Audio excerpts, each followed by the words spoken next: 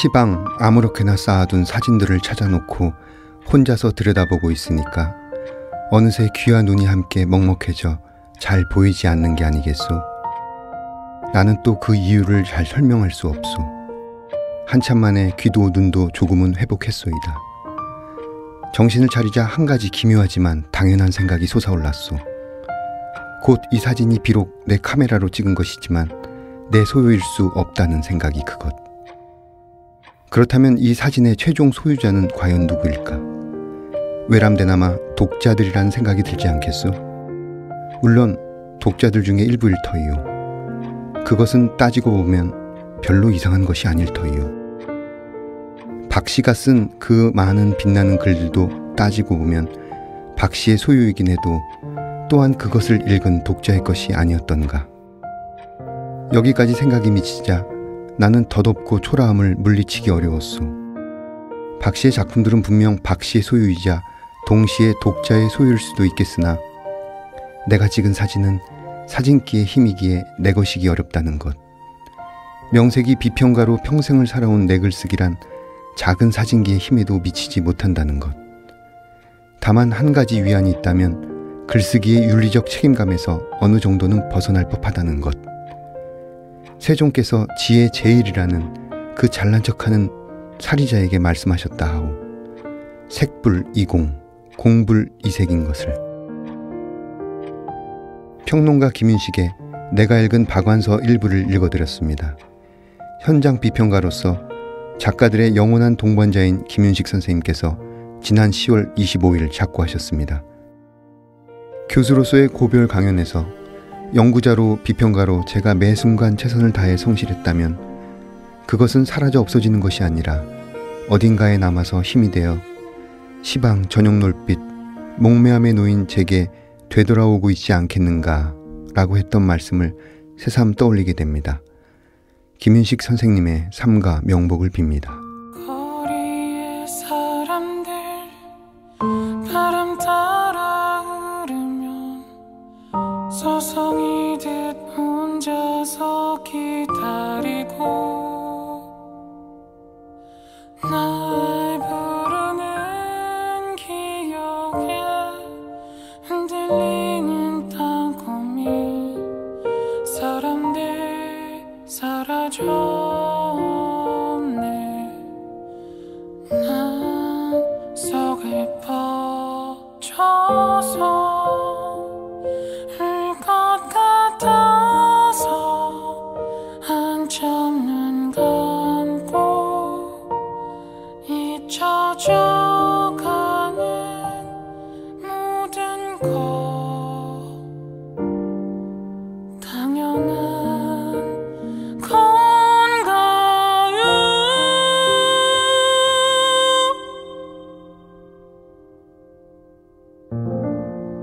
문학 라디오 헤이수의 문장의 소리.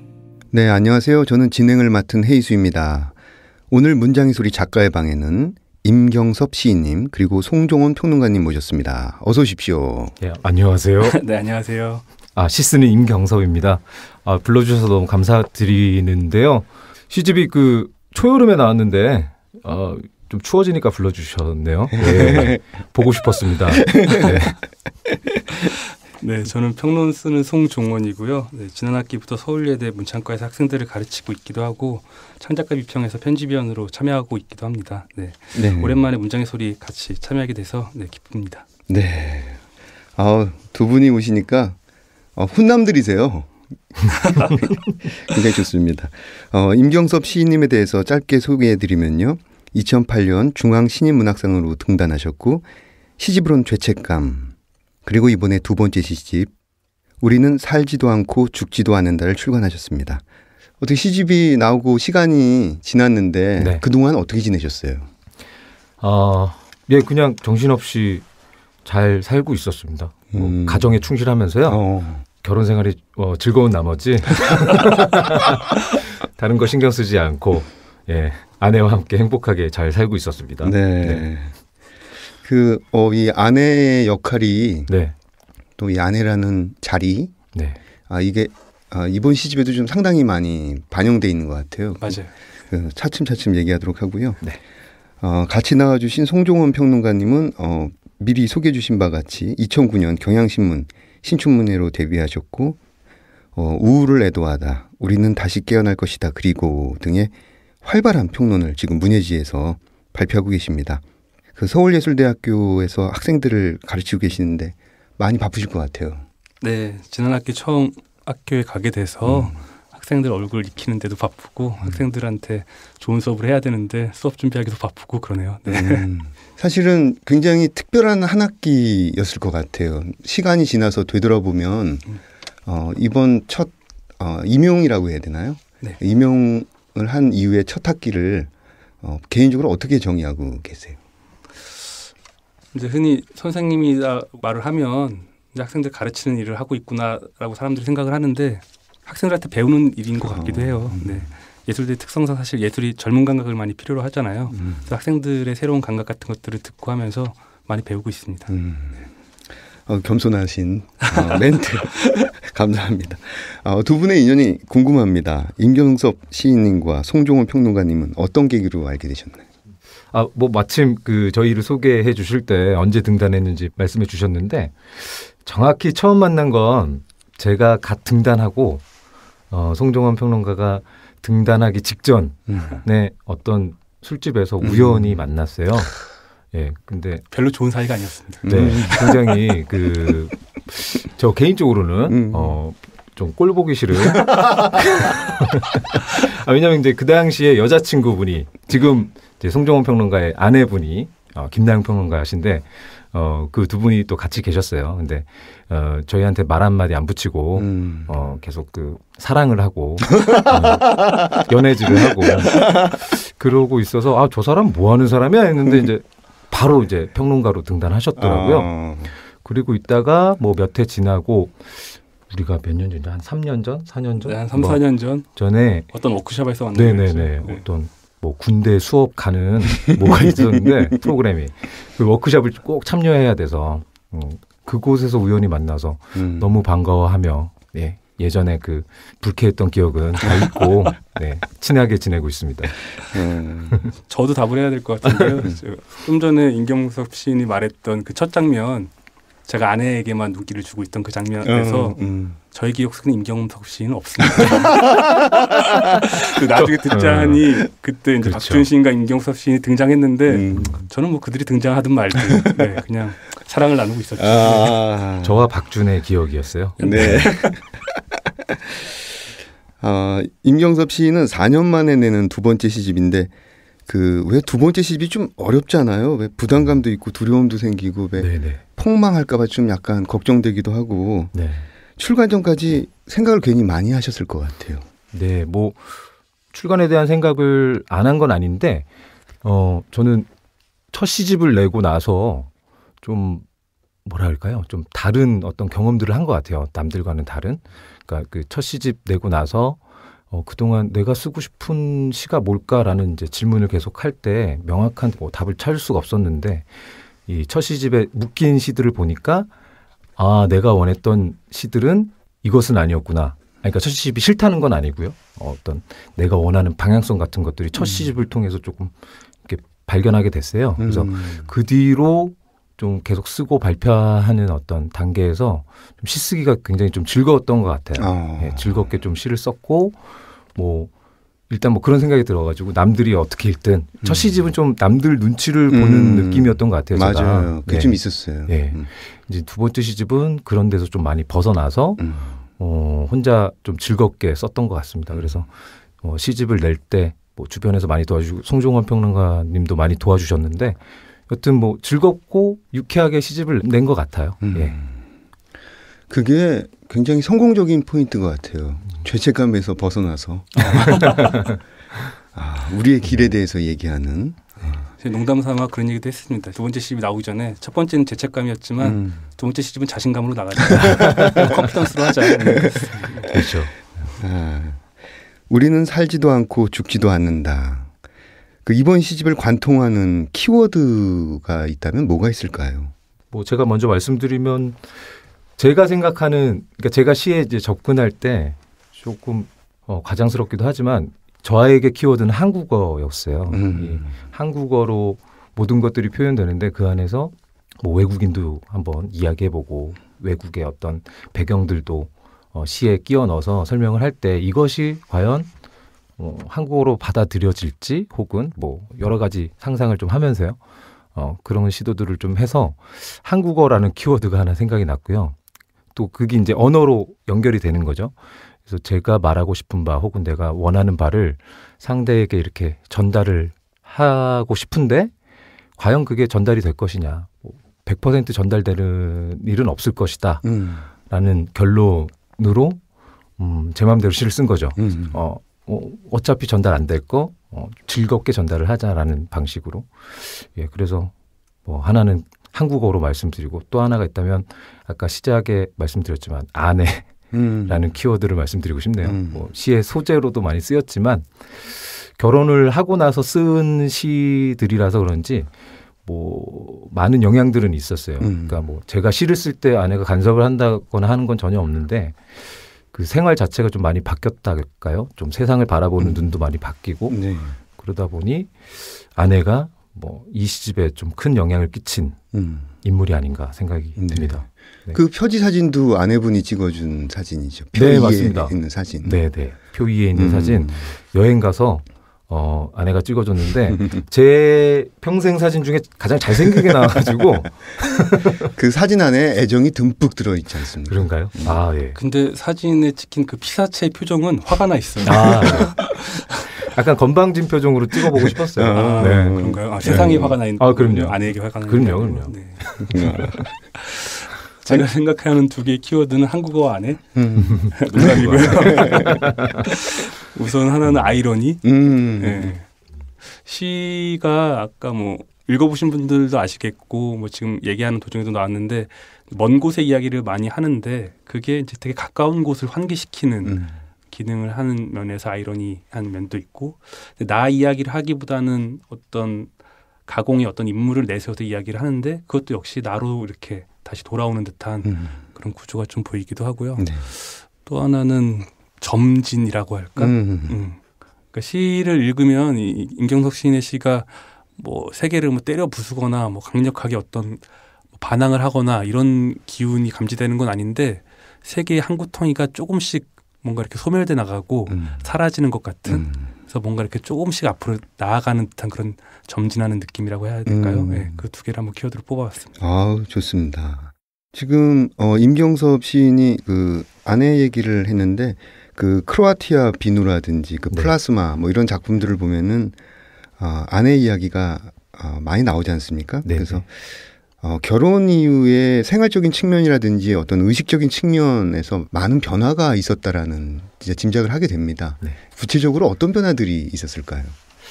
제가 구체적으로 이렇게 정리를 해본 바는 없으니까요. 그러니까 뭐 그냥 생활을 통해 느끼는 것인데 모르겠습니다. 아직 그 결혼을 안 하신 남성분들이 들으면 조금 화가 나실 수도 있겠지만 이 미성숙했던 것 같아요. 결혼 전에 저는 굉장히 미성숙했고 그러니까 세상을 하나의 그냥 남성으로서만 세상을 바라본 것이었는데 아내와 같이 살다 보니까 남성 플러스 이제 아내의 눈을 통해서 이제 세상을 바라보는 어떤 여성도 제 안으로 들어오는 것 같고요. 그러니까 여러 가지 그러니까 제가 느낀 바로는 제가 결혼을 통해서 그런 좀 시야들이 좀 발전하고 성장하지 않았나 그런 것들이 시에 좀 투영되지 않았나. 예. 그렇죠. 우리 안에 사실은 여성적 요소가 있는데 뭐 아니무스 우리가 잘 알고 있지만 그 부분이 눈을 좀 크게 뜨게 된 계기가 됐군요. 이번 시집은 그 첫 시집 죄책감과는 굉장히 달라진 인상 우리가 그것에 대해서 얘기하고 있는데요.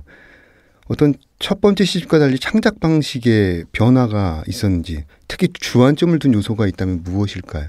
첫 시집과 좀 뭐 시 쓰던 저의 모습이나 뭐 시를 대하는 저의 태도 같은 것들을 좀 상상해 보면 첫 시집의 시들을 쓸 때는 많이 경직돼 있었던 것 같아요. 아까 말씀드린 대로 뭐 이제 남의 시선을 좀 이렇게 의식한다든가 뭐 시란 무릇 이래야지 뭐 이런 전형적인 시의 모습을 상상한다든가 뭐 이런 갇혀있는 기분이 없지 않아 있었는데 어느 순간 그게 이제 나의 시선이 아닐 수도 있겠다라는 생각도 좀 들었고요. 그러면서 이제 첫 시집을 출간한 이후에 제가 처음 쓴 시가 시집에도 실려 있는데 이모라는 시예요. 이모라는 시인데 뭐 구체적으로 좀 말씀드리면 그 실제로 저희 어머니 돌아가셨을 때 장례식장에 이모들의 모습을 한번 시로 써보고 싶었어요. 그래서 그걸 쓰는데 썼어요. 뭐 메모도 해놓고 그걸 시로 이렇게 썼더니 도저히 읽을 수가 없는 거예요. 너무 슬퍼가지고 이 어떤 주관적인 감정이 너무 개입을 하는 거죠. 그렇다면 이 슬픔은 나만의 슬픔이고 이 시를 읽었을 때 누구도 나만큼 슬퍼할 수 없을 텐데 이 시는 객관적일 수가 없겠다라는 생각이 그때 들더라고요. 그래서 나를 좀 타자화시키는 시도를 한번 해봤어요. 그러면서 이제 뭐 작품 어떤 소설 외국인 소설에 있는 주인공의 이름을 이렇게 차용해서 시를 바꿔봤더니 어떻게 보니까 좀 웃기기도 하고요. 그 슬픔이 좀 사라지고 좀 객관적으로 거리가 이렇게 생기고 뭐 하는 것들이 느껴져서 거기서 조금 재미있었던 것 같아요. 그래서 그런 시도들을 좀 했던 것 같습니다. 네, 지금 말씀하신 그 타자바의 시도가 이제 시적 화자를 외국 이름들을 빌어와서 지금 삼고 있는데 그 우리 고유의 이름을 지우고 낯선 외국 이름을 불러들인 이유가 그 타자와의 시도로 해석될 수 있을까요? 네, 그러니까 뭐 어떻게 보면 좀 유치한 시도일 수도 있는데 뭐 가까이 있는 철수나 송정원 이런 이름을 가져오면 멀리 떠날 수가 없겠더라고요. 일단. 네. 그래서 아까 말씀드린 그 이모 같은 경우도 좀 일부러 그 남미 소설에서 차용을 했어요. 나한테서 가장 멀리 있는 사람의 이름은 무엇일까? 그런 어떤 유치한 상상에서 좀 시작을 했었던 건데 뭐 저는 좀 만족스러웠기 때문에 계속 도전을 하지 않았나 생각이 들어요. 네. 시집의 해설자로 말을 좀 덧붙이자면 허구가 사실은 진짜보다 더 진실돼서 무서울 때가 있잖아요. 그렇죠. 그 인물의 이름을 바꾼 것이 사실은 그 허구의 세계를 가지고 뭔가 진실에 도달하려는 시도처럼 보이기도 했고요. 사실은 인간이 불행할 때 문학 작품을 가장 많이 창작할 수 있는 어떤 에너지 같은 것들이 생기기도 할 텐데 불행이라는 건 아까 임경석 시인이 자신의 경험에도 얘기했지만 되게 자기 주관에 빠지기가 쉬운데 불행의 어떤 보편적 형식을 만들기 위해서 자신과 거리가 꽤 있는 이름들을 가지고 와서 그 세계를 다시 구성하지 않았나라는 생각이 좀 들더라고요. 평론가 같죠? 예. 뭐 먹고 싶어요? 그게 송종원 평론가님이 해설했었던 그 낯선 이름이 겪는 어긋난 세계의 상실의 경험들이 무언가를 강력하게 환기시킨다라고 하셨는데 지금 하신 말씀 들으니까 굉장히 쉽게 구체적으로 이해가 됩니다. 네, 앞으로 쉽게 쓰겠습니다. 아니 제가 읽은 바로는 이런 것들을 생각해 봤어요. 그 요즘 소설 그 한강 김수매 소설들을 보면은 소설이 시적 형태를 띠고 있거든요. 근데 이번 그 임경섭 시인의 시를 보니까 그 서사적 특성이 굉장히 강하게 드러나고 어떤 독특한 서사시, 어떤 시적 형태의 소설, 어떤 이런 것들이 펼쳐질 가능성이 엿보이거든요. 본인 생각은 어떠십니까? 소설을 좀 좋아하십니까? 예, 소설 매우 좋아하고 동경의 대상이죠, 사실 저한테는. 그러니까 뭐 어렸을 때 문학에 저희가 빠지면 뭐 시도 써보고 소설도 써보고 이렇게 하는데 저는 고등학교 때 문학에 좀 빠졌었어요. 그때 제가 처음이자 마지막으로 소설을 한번 써봤는데 고등학교 때? 네. 근데 굉장히 힘들었어요. 저 원고지로 한 70매 썼나? 뭐 짧은 소설인데 한 6개월 동안 고민해서 썼던 것 같아요. 그러니까 그 어떤 뭐 지구력 같은 거랄지 기본적인 뭐 그런 거나 세계 뭐 어떤 이야기 이런 것들을 이끌어가는 힘이 저한테는 부족하다는 걸 그냥 혼자 느꼈던 것 같고 그래서 이 짧은 길이가 짧은 시가 내 몸에 맞는다라는 생각으로 맞아요. 그동안 시를 써왔는데 이 짧은 서사성 안에서 보여줄 수 있는 것들 이런 것들이 좀 찾아질 때 좀 쾌락이 있더라고요. 그래서 뭐 말씀드리기 좀 뭐하지만 제가 지금 소설을 쓰고 싶다라는 것보다는 언젠가는 소설을 도전해보고 싶긴 한데 여튼 이 시라는 형식 혹은 아주 짧은 글이라는 형식 안에서 그 어느 정도의 서사성을 좀 보여주고 싶은 욕망은 계속 있는 것 같아요. 네. 네. 그 송종원 평론가님도 임경섭의 시에서 서사성을 많이 발견하셨죠, 이번에. 네, 뭐 임경섭 시인의 시뿐만이 아니라 사실은 저는 시든 소설이든 그 안에 서사성이 다 조금씩은 다 있는 것 같아요. 근데 이제 어떤 서사성이냐가 문제일 것 같은데 임경섭 시인의 시에서 느껴지는 서사성이라고 하면 뭔가 이렇게 좀 빠져나간 부분들이 좀 많다고 해야 될까요? 그러니까 이야기의 공백이라고 해야 될까? 그러니까 뭐 가령 우리가 같이 뭐 밥을 먹었어 이런 이야기에서 시작이 된다면 갑자기 밥을 먹는 과정에서 식탁이 이렇게 왠지 쑥 빠져버린 듯한 느낌이랄까? 그리고 몇몇의 사람들의 이상한 몸짓과 뭐 소리 정도만 남은 느낌? 그런 것들을 떠올려서 서사성이 있긴 있지만 되게 시적인 느낌으로 더 강하게 저는 전해받았던 것 같아요. 네. 네. 저는 어떤 시에서는 보니까 외국 번역 소설의 한 대목을 보는 혹은 외국 희곡 작품의 어떤 한 대목을 보는 듯한 인상 그런 것도 좀 받았습니다. 그 시집 시의 제목도 그 소설 쪽에서 온 제목들이 좀 많이 보이더라고요. 미스터 버티고라든지 귀향이라든지 비행운이라든지 국경을 넘는 일이라든지 뭐 그래서 새로운 방향의 시들이 다음 시집에는 또 나오지 않을까 이런 생각을 했습니다. 실제로 그 소설들을 떠올리시면서 시의 제목을 다루셨나요? 네, 그러니까 그런 경우도 있고 아닌 경우도 있는데 굉장히 많이 좀 포함되어 있습니다. 그러니까 뭐 제목뿐만 아니고 그 시적 화자들도 많은 부분 이제 어떤 소설에서 온 경우들도 있고요. 그래서 그 소설의 어떤 연장선에서 시를 쓴 것은 사실 아니고 그 소설의 주인공들의 모습이 이 모습과 굉장히 잘 어울린다는 생각들도 했었고 소설에 나타나지 않는 그 주인공들의 미래나 혹은 그 주인공들의 어린 시절 이런 것들을 상상할 때 또 이 도움을 받은 거죠. 제가 어떤 이 상상의 세계를 마련할 때 있어서 그래서 그 소설들의 많은 영향을 받은 건 사실입니다. 예.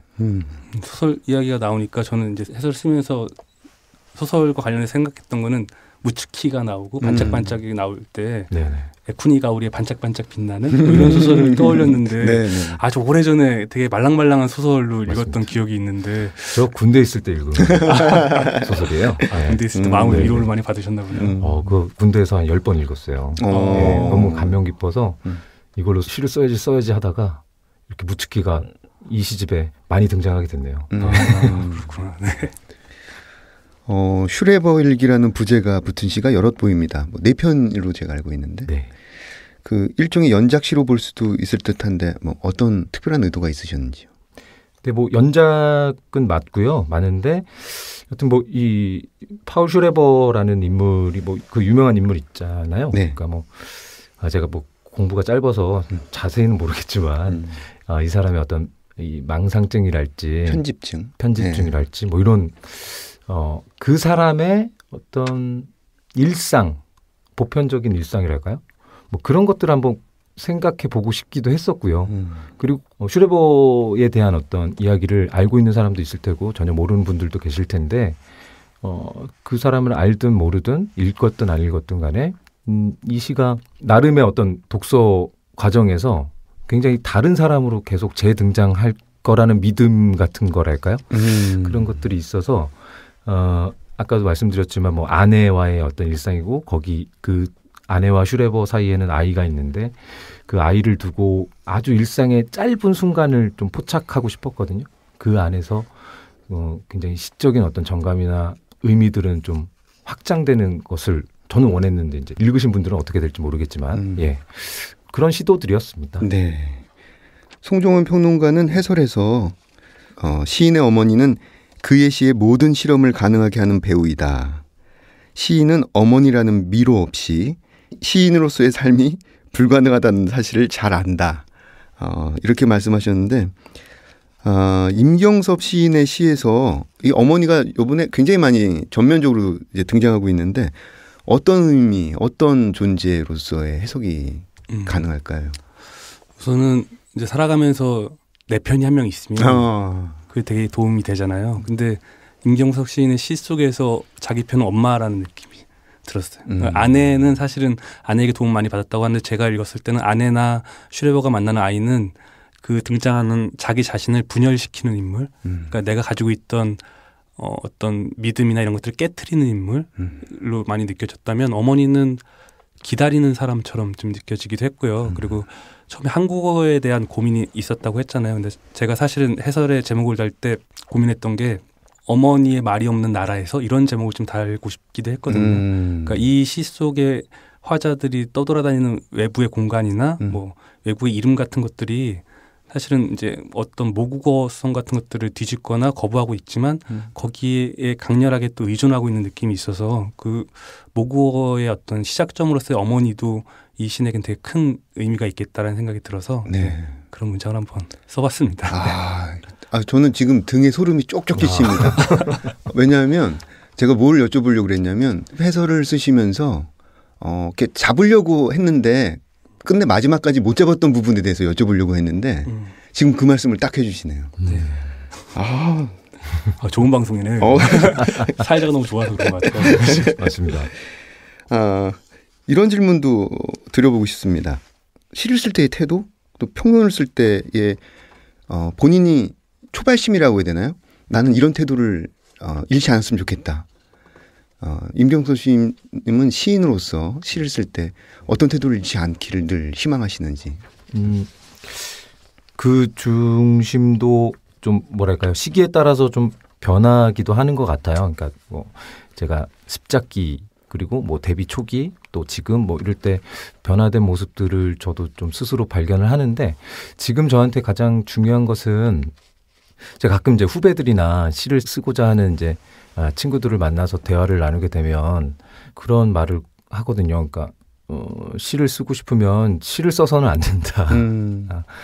그러니까 워낙에 이제 이 교육제도 안에서 우리가 굳어져 있는 어떤 방식으로 자라왔기 때문에 시라는 것이 좀 전형적인 어떤 뭐 전통 서정성이랄지 뭐 감수성 뭐 이런 거에서 좀 벗어나질 못하는 것 같아요. 그러다 보니까 많은 경우에 저도 그랬지만 그 시라는 것은 그래야 하기 때문에 뭐 예를 들어서 사랑이라면 꼭 어떤 사랑의 감정이랄지 아니면 그 사랑이라는 단어에 기대서 시를 쓰게 되는 것 같은데 그 사랑이라는 것은 사실 존재하지가 않잖아요. 이 세상에. 그래서 아주 그냥 존재하는 객관적인 사물이나 사건을 통해서 사람들이 사랑을 느껴야 되는 것이지 그 사랑을 표현해서는 안 된다는 의미에서 시를 써서는 안 된다라고 얘기를 하곤 했었는데 지금도 저는 약간 시를 쓰게 되면 그냥 생각 없이 시를 쓰면 늘 그 감정에 빠져 있더라고요. 근데 거기서 벗어나려고 스스로에게 계속 여기서 벗어나서 객관적인 것들을 그려내자 뭐라는 생각으로 시를 쓰고 있습니다. 네. 송정훈 평론가는 어떠십니까? 네, 그 시인 김수영의 산문집을 보면 거기에 자료로 이렇게 실려진 것 중에 하나가 편지글도 실려 있어요. 근데 그 중에 하나가 자기 아들 장남에게 썼던 편지가 있어요. 그 편지는 대부분 한 8개 정도의 항목이 있는데 이게 아버지로서 전하는 조언이 있는데 그 중에 하나가 거짓말 웬만하면 하지 말고 흐리멍텅한 말도 하지 마라 이런 구절이 있는데 그 구절이 왠지 문학에 대한 이야기 같기도 했거든요. 제가 읽을 때는. 네. 그러니까 거짓된 욕망이나 이런 것들로 가지고 말을 포장하지 말고 그리고 흐리멍텅하게 말하지 말고 분명하게 말해주는 게 좋은 문학이고 좋은 평론이다라는 생각을 가지고 있습니다. 좋습니다. 이상하게 자꾸 가슴이 뭉클해지죠. 제 전공이 가슴 뭉클하게 정말. 진짜 전문가네요. 네.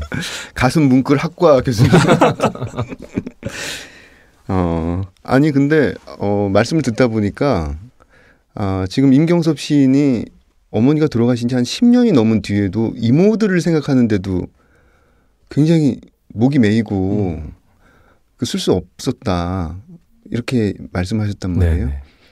그 현실의 그 어머니 임경섭 시인이 기억하고 있는 어머니는 어떻게 정의되고 있나요? 네. 그러니까 어떤 표현이 가능할까요? 네네. 선배님이 지금 저희 어머니가 돌아가셨으니까 조금 조심스럽게 질문하시는 것 같은데 네. 뭐 그러지 않으셔도 될 것 같고 일단 저희 어머니 돌아가신 지 거의 좀 있으면 20년이 가까워지는 것 같아요. 그러니까 시간이 굉장히 빨리 지나는 것 같은데 살아 계실 때 어머니는 기억 속에 이제 존재를 하잖아요.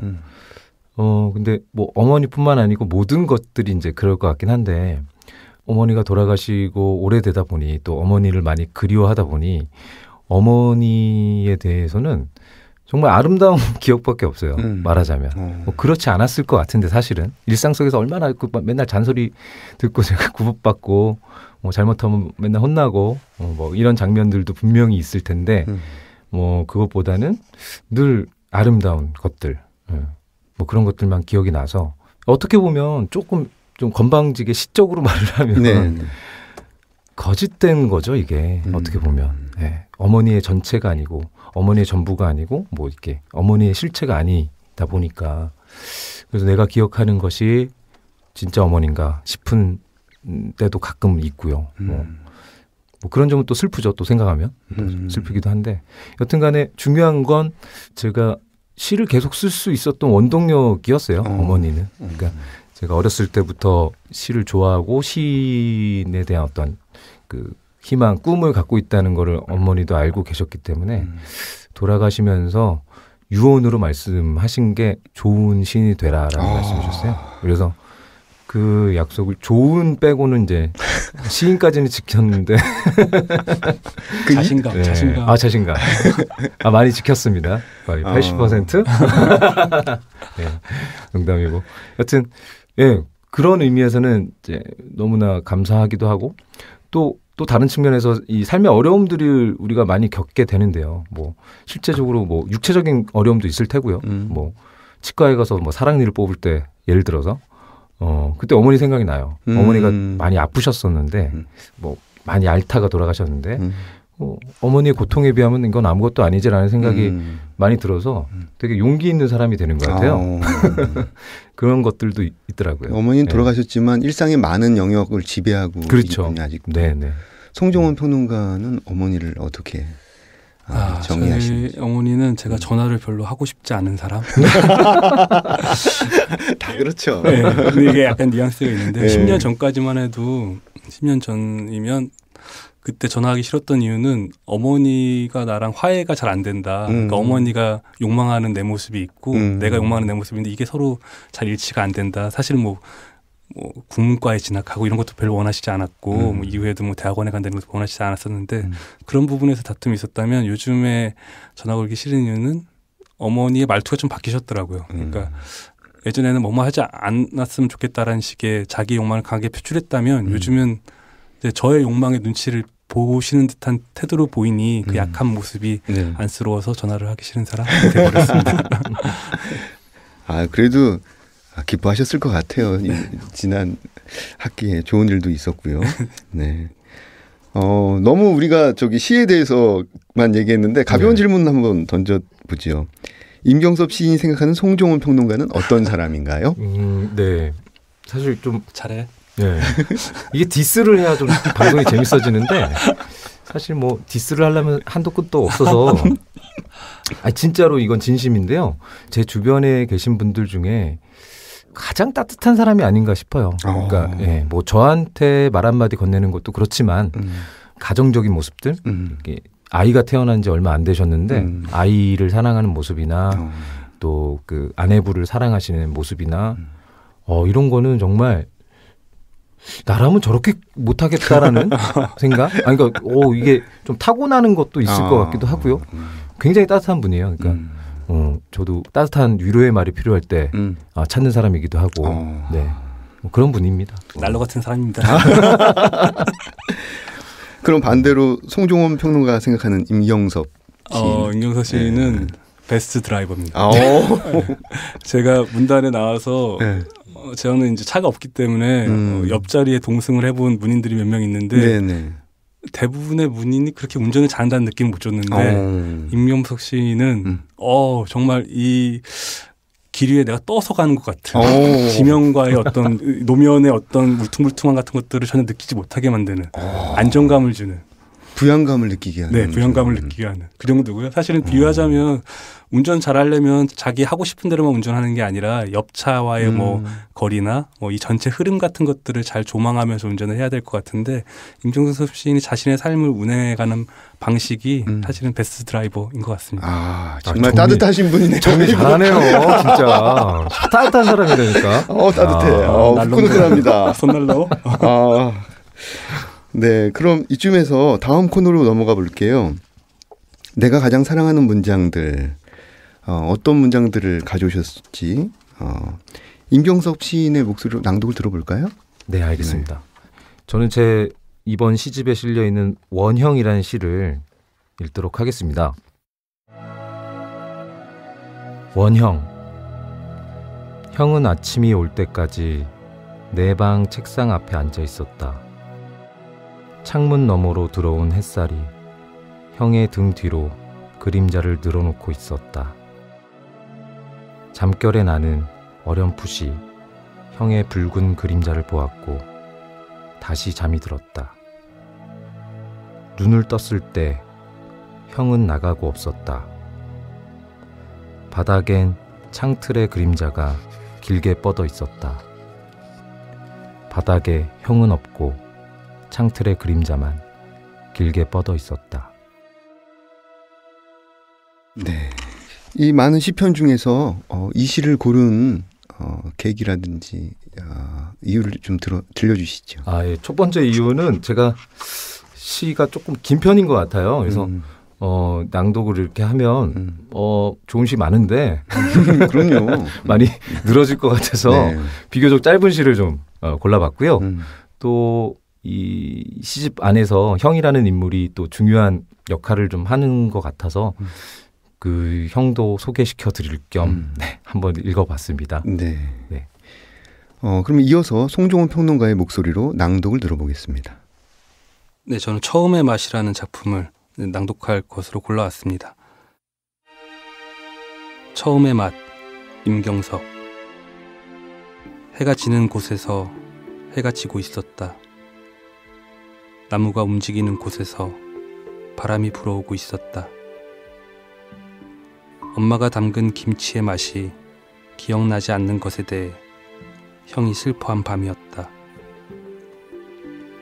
김치는 써는 소리마저 모두 다를 수밖에 없다고 형이 말했지만 나는 도무지 그것들을 구별할 수 없는 밤이었다.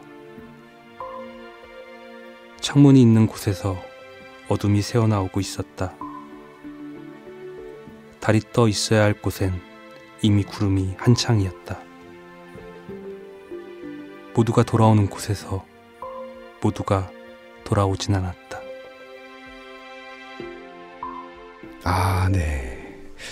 이게 제가 미리 작품을 읽으면서 과연 낭독자들이 어떤 작품을 낭독할까 점쳐보는 게 있거든요.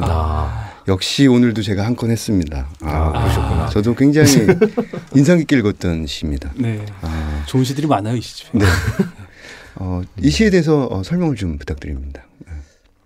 저는 그냥 이 마지막 구절이 슬퍼서 뽑아왔어요. 모두가 네. 돌아올 곳에서 모두가 돌아오진 않았다라는 그 말이 어떤 기다림이 있는 것 같고 그 기다림이 임경섭 시인의 어떤 시세계를 계속 이끌어주는 동력인 것 같기도 해서 네. 이 쉽게 돌아오지 않는 그것을 늘 붙잡고 시인이 살아갔으면 좋겠다라는 마음에 난로 같은 마음으로 뽑았습니다. 네. 이와 비슷한 느낌을 주는 시가 쏟아지려내라고 있거든요. 네. 쏟아지려내가 같은 풍인데 훨씬 또 다른 색깔로 굉장히 깊이 있는 말을 이행의 아포리즘 형식으로 풀어내고 있어요. 좋습니다. 임경섭 시인님 보내드리기 전에 저희가 꼭 들어야 되는 소리가 있습니다. 사운드 앤 스토리 시간인데요. 오늘 어떤 소리를 들고 오셨는지 일단 한번 들어보겠습니다.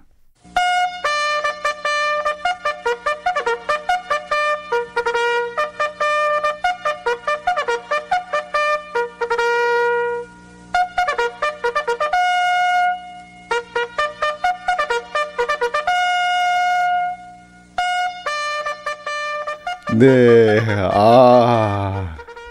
다시는 소리. 너무 슬프네요. 네. 굉장히 슬픈 소리죠. 한국 예. 사회가 각성의 소리. 네, 한국 사회가 병영 사회라는 걸 다시 한번 떠올리게 되네요. 아직도 그런 소리를 생각하고 있나요? 네.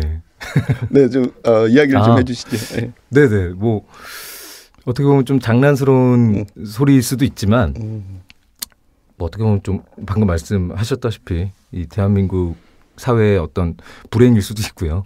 근데 어떻게 생각해 보면 최근에 또 한 30 전후쯤부터 그런 생각이 문득 들었었는데 군대 시절 하면은 뭐 굉장히 어렵고 뭐 빡세고 힘들었던 기억들인데 30 좀 넘어가니까 그 시절이 너무 그립고 그 시절이 제일 편했던 시절 같은 느낌이 들더라고요. 그때를 돌아보면 뭐 아무 걱정 없이 사실 시간만 보내면 되고 그러니까 그 저녁과 휴가만 기다리는 나날이었죠. 그때가 정말 행복했구나라는 생각이 문득 지금도 들어요. 그래서 이 소리를 가져왔기도 했고 지금 살고 있는 집 근처에 부대가 있어요. 네. 그래서 조금 거리가 있는데 뭐 잘은 안 들리는데 가끔 아침에 이제 이 기상나팔 소리를 들어요. 그러면 거기서 내무반에서 자고 있는 병사들은 얼마나 괴롭겠습니까? 근데 그 반대의 급부죠. 너무 행복한 거예요. 이렇게 편하게 어떤 아침에 그 고요한 새소리처럼 이 소리를 내가 듣고 있다니. 뭐 그때에 드는 아주 소소한 행복감 같은 것도 뭐 병사분들께 참 죄송하지만 들어서 예, 가져왔습니다. 네. 또 다시 깨어나라는 어떤 명언, 시적이네요. 예, 명령, 네. 어떤 이런 느낌도 듭니다. 네. 너무 의미해 주시지 않으세요? 감사합니다. 저 베스트 드라이버라고 했던 걸 취소하려고 했습니다. 사실은 임경섭 씨는 박찬세 시인의 증언에 의하면 네. 한국 문화에서 당구를 가장 잘 치는 플레이어라고 그래요. 와. 소문이 났나요? 네. 얼마 치시나요? 근데 박찬세 시인이 거의 10대와 20대를 당구로 상에서? 소진한 인생인데 네. 임경섭 씨는 도저히 못 이긴다고 그러더라고요. 와. 예. 박찬세 씨는 더 배우셔야 되고요. 저 따라하려면 아직 멀었고요. 예. 비결을 짧게 한번 말씀해 비결이요? 주시죠. 당구에 대한 비결. 이거 창피한데. 박찬세 시인이 뭐 10대, 20대 시절을 그렇게 보내셨지만 저는 20대 시절을 고스란히 당구장에서 보내지 않았나. 가장 좋아하고 뭐 당구장에서 친해진 사람들도 너무 많고요. 그러니까 그냥 당구만 친다기보다 거기서 사람 만나는 걸 좋아했던 것 같아요. 그래서 계속 가게 됐었고, 이거 부모님이 하시면 실망하실 텐데. 그러다 보니 또 이제 뭘 하게 되면 잘하고 싶어져요, 마음이. 그렇죠. 예, 그래서 또 열심히 하다 보니까 그냥 어느 정도 저도 그냥 보통입니다. 전문가에게 레슨을 받진 않았어요? 그럼요. 전문가에게 배우진 않았고요. 배웠으면 저 선수 됐을 거예요. 그랬을 것 같아요. 아유, 어느덧 저희가 약속된 시간이 되었습니다. 오늘 문장의 소리에 참석해 주신 소감 대신에 이번 가을에 발견한 어떤 장면 한 가지를 꼽으라면 그 장면을 좀 설명해 주는 것으로 작별 인사를 좀 대신해 주시죠. 가장 아름다웠던 장면? 먼저 하시죠. 아름다웠거나 슬펐거나 네. 분노했거나. 저희 집에는 지금 생후 태어난 지 80 한 3일째 되는 아이가 하나 있는데요. 연우라고 하는 아이가 있는데 이제 보통의 한국에서의 출산이 요즘 병원에서 아이가 태어나면 조리원에 있다가 집에 오잖아요. 그렇죠. 근데 조리원에 한 2주 정도 있다가 집에 들어왔는데 그게 이제 가을에 초입 좀 됐을 것 같은데 아내가 어느 날 낮에 이렇게 눈물을 보이더라고요. 아이를 안고 있으면서. 제가 좀 걱정이 됐어요. 요즘 뭐 산후 우울증 얘기도 많이 있어서 그런 게 아닐까 싶었는데 그래서 왜 울어 이렇게 물었더니 저는 뭐 힘들어서 그러나 이런 생각이 물었더니 내가 지금 이 아이에게 잘 하고 있는지가 걱정이야 이런 답을 하면서 울더라고요. 예. 근데 그게 저한테는 되게 큰 충격이기도 했고 아내에게 많이 배우는데 정말 남을 사랑하는 마음 남에게 내가 하고 있는 게 제대로 하고 있는 것인가에 대한 걱정을 하는 마음이 새삼 되게 따뜻하게 느껴져서 배웠습니다. 이야, 진짜 아름다운 장면이네요. 따뜻한 사람이에요. 네.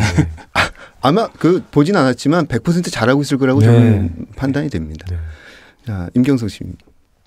글쎄요, 저는 그 아내와 제가 여행을 굉장히 좋아해요. 결혼하고 나서 기회가 될 때마다 좀 최대한 멀리 여행을 가자라는 취지로 해외여행을 조금 몇 번 다녔었는데 이제 최근에는 뭐 서로 바쁘다 보니까 나갈 시간도 없고 뭐 자금적으로도 힘들고 여름에도 그렇고 가을에도 그렇고 뭐 겨울에도 그러는 것 같아요. 늘 이 순간 이 계절이 아닌 곳을 상상하는 재미로 살거든요. 그래서 지금 가을이 아닌 곳은 어딜까?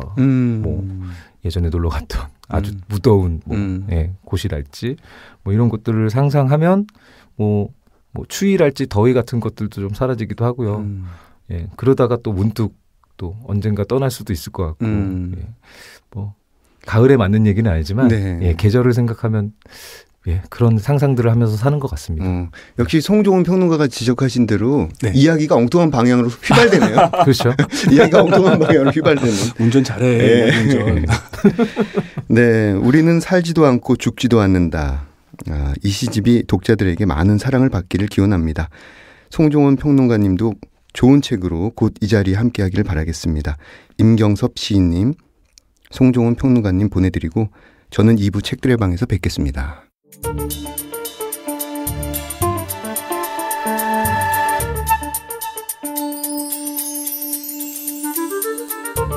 문장의 소리 2부 책들의 방. 2부 코너에서는 책들과 관련된 다양한 직업군의 분들을 초청해서 다양한 이야기를 나눠보겠습니다. 오늘은 이승현 사서님 그리고 엄혜진 사서님 두 분을 모셨습니다. 안녕하세요. 안녕하세요. 안녕하세요. 저는 성북구 공공도서관인 석관동 미리네 도서관에서 일하고 있는 사서 이승현입니다. 반갑습니다. 네, 반갑습니다. 안녕하세요. 저는 아리랑 도서관에서 근무하고 있는 사서 엄혜진입니다. 반갑습니다. 네, 여기까지 와주셔서 정말 감사합니다. 도서관 소개를 먼저 좀 부탁드려 볼까요? 예, 이승현 사서님부터. 네, 저는 석관동에 위치한 공공도서관인 미리네 도서관에서 일하고 있고요. 저희 도서관은 2011년 개관한 도서관으로 36,000여 권의 자료를 소장하고 있습니다. 보통의 도서관이랑 좀 다른 점을 꼽자면 만화책이 많은 편인데요. 빌려서 볼 수 있다는 점과 또 책을 읽고자 하는 중년 남성분들과 어르신들이 다른 도서관에 비해 많이 오신다는 점입니다. 어린이실, 일반실 두 층으로 이루어진 규모가 작은 도서관이지만 청소년부터 노년층까지 다양한 연령대의 다양한 형태의 독서 모임이 10개가 넘는데요. 매우 활발하게 이루어지고 있고요. 작년부터 저희 구는 도서관이 마을의 어떤 공론의 장이 되어야 한다는 생각을 가지고 도서관 기반으로 한 네트워크를 운영하고 있어요. 저희 도서관은 석이네라고 이름이 석관동 이모저모 네트워크 준말인데요. 석관동의 일반 주민, 독서회, 협동조합 등 단체분들과 많은 기관분들이 한 달에 한 번씩 도서관에 모여서 마을 문제를 이야기하고 정보도 나누는 그런 모임을 가지고 있습니다. 얘기를 들어보니까 이게 도서관이 네네. 아니라 거의 커뮤니티 중심을 차지하고 있네요. 네, 그거를 이제 목표로 해서 저희가 모임을 작년부터 만들었어요. 이 도서관의 변모, 진화된 모습을 엿볼 수 있겠습니다. 예, 엄혜진님 도서관 소개 부탁드리죠. 네, 아리랑 도서관은 아리랑 도서관 본관과 분관인 아리랑 어린이 도서관으로 나눠져 있고요. 성북구 도남동 아리랑 고개에 위치해 있습니다. 도남동에서 정릉동으로 넘어가는 고개를 옛날에는 정릉고개라고 했는데요. 나홍규 감독님의 영화 아리랑이 촬영된 후부터 아리랑 고개로 불리게 되었다고 합니다. 바로 그 고개에 위치한 도서관으로 이름이 아리랑 도서관으로 정하게 된 걸로 알고 있는데요. 지금 자료실은 총 3개가 있으며 누구나 다 이용 가능하시고요. 그리고 성북 구립도서관 내에 있는 독서회, 작가의 만남을 총괄하고 있고 생애 주기별에 따른 다양한 프로그램 독서회를 진행하고 있습니다. 네. 생애 주기별에 따른 다양한 프로그램. 네. 궁금한데요.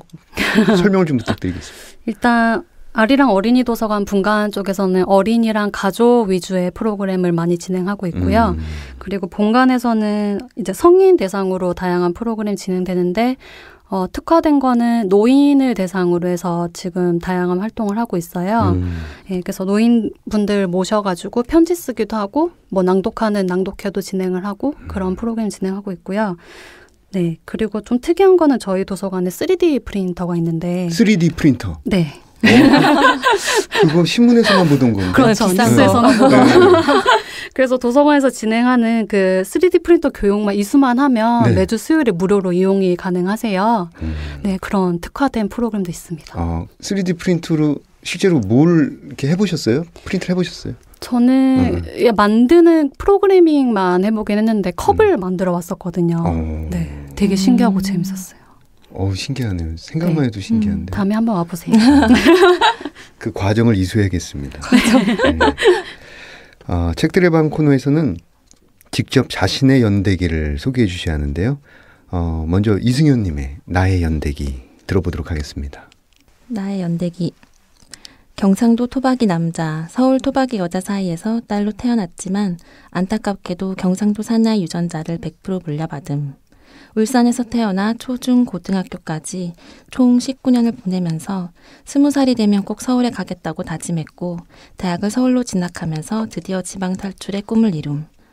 하지만 고백하자면 맨 처음 서울에 와서 탄 버스에서 서울 남자의 부드러운 억양의 목소리가 용납되지 않아 버스에서 내릴까 진심 망설였음. 초등학교 때 담임 선생님께서 수업 시간에 재밌는 얘기들을 많이 들려주셨는데 처음엔 그게 다 선생님이 지어낸 이야기인 줄 알았음. 나중에 알고 보니 장발장, 안내일기, 작은 아씨들, 재화벌 같은 세계 명작들이었음. 그때부터 책을 좋아하게 되었음. 초등학교 졸업할 때 학교에 다니면서 가장 상을 많이 받은 학생 대표로 운동장 단상에 올랐는데 그때 받은 상의 대부분이 글짓기 대회 상이었음. 중학교 시절에도 글쓰기는 계속 되었는데 주로 단짝 친구와 편지 주고받기, 교환일기 쓰기 등이었음. 그 양이 수업시간 노트 필기의 10배쯤은 되었던 것 같음. 여중에요 여고에 가게 되면서도 문학적 감수성을 숨길 수 없어 편지 쓰기는 계속 되었는데 대신 이때는 옆 남학교와 펜팔하는 형태로 바뀌었음. 편지에 쓸 글귀를 인용하고자 윤동주, 원태연, 도중환, 안도연, 마리아 릴케 같은 시집을 자주 읽고 필사했음. 책이 좋았고 글 쓰는 게 좋아서 막연하게 문해 창작과에 가고 싶었으나 문헌정보학과가 전망이 밝다고 한 이모의 말에 혹해 문헌정보학과에 진학하게 되었고 자연스럽게 도서관에서 일하게 됨. 신입 시절 워낙 자유로운 영혼을 소유하고 있어 쟤는 여기서 못 버티고 1년 안에 그만둔다는 선배들의 말에도 불구하고 꿋꿋이 버티다 보니 현재 12년차 사서로 일하고 있음. 8시 59분에 출근 등록하는 아슬아슬한 스릴 덕분에 오늘도 내가 살아있음을 느끼며 도서관에 오는 사람들에게 도서 반납 예정일을 안내하면서 남들보다 2주를 앞서 살아가는 기분으로 하루하루를 보내고 있음. 아니 문예창작학과에 지원하고 싶은 욕망을 가질 만큼 네. 정말 잘 쓰셨어요. 초등학교 졸업할 때 그 상장 대부분이 이제 글짓기 대회에서 받은 상장. 아마 제 평생 그만큼 받을 수 있을까 싶은데요. 네네. 갑자기 궁금해지는 지점이 네. 서울로 이제 오겠다. 20살 때 대학을 진학하면서 서울로 오셨는데 처음 탄 버스에서 서울 남자의 부드러운 억양을 듣고 내릴까 말까를 고민하셨다는 대목이 있는데 네, 뭐라고 그랬어요? 그 남자가? 그게 별건 아니었고 이제 버스 타면서 뭐 여기 홍대 입구 가나요? 뭐 이런 말투였는데 그게 저는 너무 어색하고 TV에서 이제 연예인들이나 쓰던 그런 말투를 직접 그때 처음 들었던 거예요. 그래서 여기 서울 남자들은 다 이런가? 뭔가 약간 견딜 수 없는 그런 그런 걸 좀 느꼈던 것 같아요. 울산에서는 어떻게 물어봅니까? 울산 남자들. 지금 좀 제가 이제 서울에 산지 좀 돼서 많이 잊어버렸는데 아저씨 가요? 뭐 이 정도? 네. 알겠습니다. 자, 이번에는 엄혜진님의 나의 연대기 들어보도록 하겠습니다. 산, 들, 강, 바다가 있는 곳에서 동화 같은 하루하루를 보냈던 유년 시절. 그 동화 같은 감성을 가지고 불쑥 청소년기에 서울로 전학을 왔었습니다. 한창 예민할 시기에 전학을 와 주눅들었던 제게 도서부 활동을 같이 하자는 친구의 제안으로 책을 가까이 하는 하루하루를 보내게 되었습니다. 자연스럽게 대학교 전공도 책 도서관과 관련된 문헌정보학과를 택하게 되었고 사서라는 직업을 9년째 가지고 하루하루 고군분투하며 지내고 있습니다.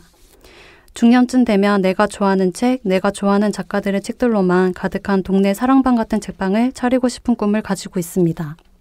네. 문헌정보학과를 두 분 다 졸업하셨는데 그 엄혜진님의 생각에 네. 이 문헌정보학과의 특징, 좋은 점 뭐가 있을까요?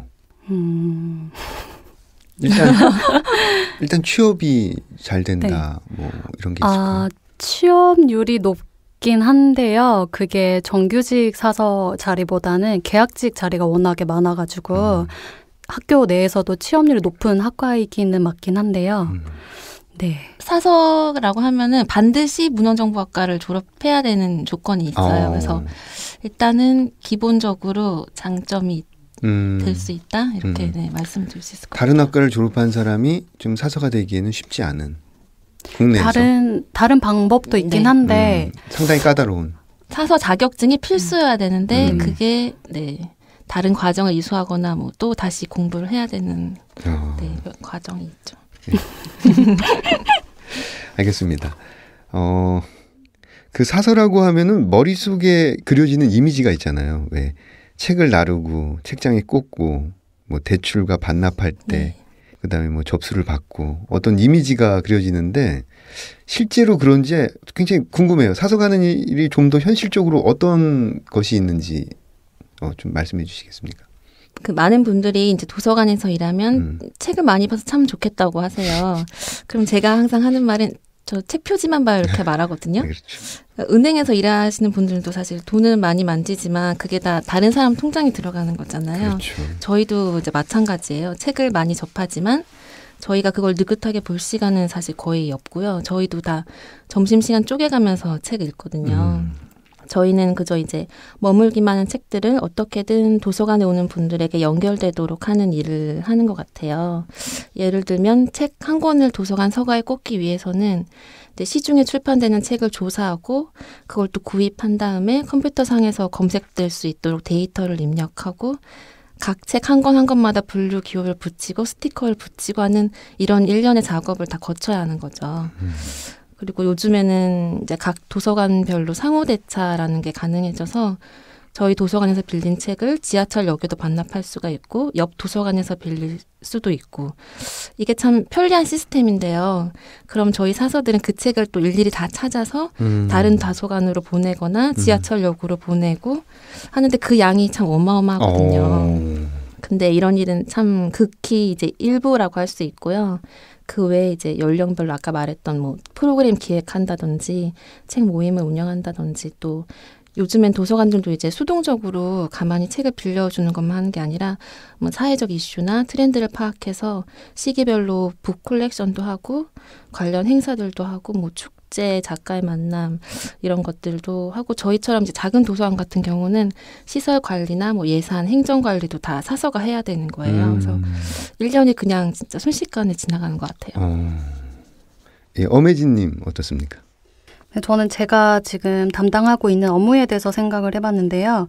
지금 아리랑 도서관에서 제가 열람 서비스 총괄을 하고 있고 전시 총괄을 하고 있어요. 근데 열람 업무라고 하면은 데스크에서 이루어지는 전체적인 모든 업무라고 보시면 되는데요. 책이 서가에 꽂히는 순간부터 이제 이용자의 손에 들어가기까지의 모든 작업이 포함이 되고요. 일반적으로 생각하시는 대출 반납은 물론이고 뭐 파손된 책 보수, 분실, 제적 처리, 뭐 상호대차 등 타도서관으로 보내는 책 관리, 도서관 회원 관리, 관련 규정 관리, 시설 관리, 민원 처리 등 그런 다양한 업무를 하게 됩니다. 그리고 저는 자료 선정위원이기도 해서 이용자분들이 원하는 책들로 서가를 꾸릴 수 있도록 신간이나 양질의 도서를 파악하는 업무를 늘 하고 있고요. 그리고 전시 업무를 총괄을 하고 있는데 도서관 로비에 매월 혹은 격월로 한 가지의 주제로 도서 전시를 하는데요. 네. 담당자들이 모여서 해당 주제에 관한 어떤 정보를 이용자분들에게 전달하고 싶은지 어떤 책이 도움이 될지를 주 1회 정도 만나서 회의를 하고요. 그리고 현재 아리랑 도서관 로비에는 환경에 대한 전시를 하고 있는데 그 웹툰 작가님께 집 안의 유해 물질에 대한 그림을 의뢰해서 대형 현수막으로 벽면을 꾸미고 관련된 도서 및 카드뉴스 등을 비치해서 이용자분들이 정보를 습득할 수 있게 하고 있습니다. 그 총괄로서 회의를 진행을 하고 의견을 취합하고 안내문 및 홍보물을 챙기고 전시 도서를 선정하고 물품을 구입하고 지출 서류를 작성하는 등 주도적으로 하고 있습니다. 네. 말이 너무 빨랐죠? 아니, 말하고 나니까 뭐 되게 많은 것 같네요. 문헌정보학과 출신이시라서 그런지 어마어마한 문헌에 관한 정보들이 지금 쏟아져 들어오고 있습니다. 아니 근데 이거 궁금해요. 사설을 하면서 이 직업 정말 좋다, 선택하길 잘했다라고 어떤 그 느낀 순간에 대해서 좀 듣고 싶은데요. 이승현님부터. 우선 좋은 점은 어쨌든 책이랑 가까이 있다는 점인 것 같아요. 지난번에 은유 작가님 저희 도서관 오셨을 때 하신 말씀이 기억에 남는데요. 이렇게 밖에 풍경을 보면서 햇살이 들어오는 걸 느끼면서 일할 수 있는 일터가 생각보다 많지 않다고 하시더라고요. 저희가 이제 손만 뻗으면 닿는 게 컴퓨터 화면만이 아니고 책이라서 너무 행복한 것 같고요. 무엇보다 책을 좋아하는 많은 분들과 만날 수 있다는 게 너무 좋은 것 같아요. 보통은 책과 관련한 얘기를 나누기 위해서 일부러 책을 좋아하는 누군가를 찾기 위해 어디를 가거나 해야 되잖아요. 근데 저희는 항상 그런 분들을 새록새록 만날 수 있는 거니까 또 그분들과 이야기하다 보면 저도 에너지를 얻고 그 속에서 또 보물 같은 책을 새롭게 발견하기도 하거든요. 그리고 생각보다 도서관이 이게 정적이지만은 않아요. 네. 도서관도 계속 도서관 밖으로 나가야 되고 계속 세상의 흐름에 맞춰서 민감하게 변화를 해야 살아남을 수가 있어요. 그런 점이 제가 오늘에 안주하지 않고 스스로 성장할 수 있게 해주는 원동력이 되는 것 같습니다. 변화 발전하는 도서관의 모습을 제가 지금 이 자리에서 확인하고 있습니다. 예, 엄혜진님은 어떻습니까? 좋은 점은 이용자분들이 원하는 정보나 프로그램 행사를 했을 때고요. 원하는 정보를 얻은 이용자들의 만족하는 모습을 보면 되게 뿌듯합니다. 그리고 어린이실에서 근무를 할 때는 아이들이 책을 읽는 모습을 보면은 그것만으로도 되게 스트레스가 풀리고요. 그리고 제가 아기를 너무 좋아해가지고 네. 그리고 애교를 가끔 아이들이 이제 부리는데 그것만 보면은 정말 미소가 만연하게 되죠. 네. 그리고 도서관에 책은 안 읽어도 사서 선생님이 보고 싶어서 오는 아이들이 있거든요. 예, 그런 아이들 보면은 정말 좋죠. 도서관에 책이 아니라 사서 선생님을 보러 오는 아이들. 네. 어릴 때 저를 보는 것 같아요.